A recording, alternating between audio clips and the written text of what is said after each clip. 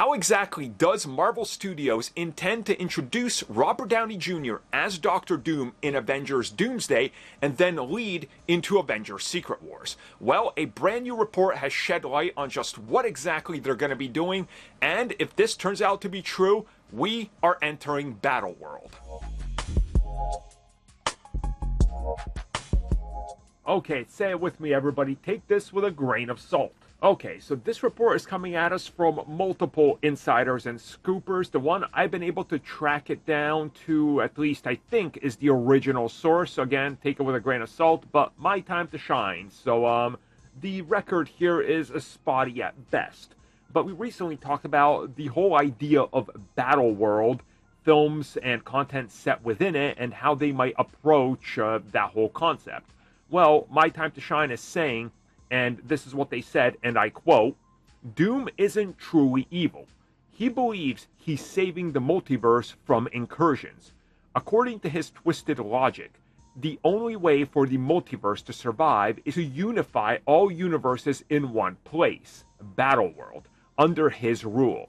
He sees this as a sort of path to ensuring survival for everyone." End quote. Now, if this sounds familiar to you, it's because this is exactly what happens in the most recent Secret Wars and what they do with Battleworld. And if you didn't keep up with that or don't know what's going on, it's essentially exactly what I just read to you. Doom and everybody else is in Battleworld, and by the end of it, the universe is reshaped. Doom is given a new lease on life, his face is fixed, and he turned out to kind of be, the bad guy, but also ultimately one of the saviors of the whole idea and concept of multiverses, the incursions, the battles, the whole time runs down, the destruction of universes. Thank Dr. Doom for the salvation of everything. And obviously, I will say what I said before, there's no way that many of these scoopers or insiders know that this is exactly what they're doing. They're taking guesswork, but this does make sense to a degree. Secret Wars has to be some sort of Battleworld concept or something like that. And I do think that the bigger picture here and the big idea will, in fact, be the concept of, hey, we merge everything onto one plane of existence, sort of like what they did with The Void in Deadpool and Wolverine.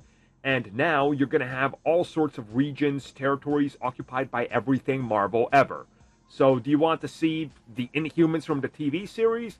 Sure, here they are. Do you want to see Lou Ferrigno's Hulk? Here he is. Do you want to see that same version of Daredevil? Here you go. Do you want to see some sort of canceled version of James Cameron's Spider-Man? Here he is. He can exist here too. And they're all going to fight for survival. And ultimately, by the end of it, Battleworld will cease to exist and everything will get put back in order into some sort of a plan. I think that's the best way to put it. That makes sense. Now, of course, there's still issues and problems with the whole idea and concepts of executing Battleworld.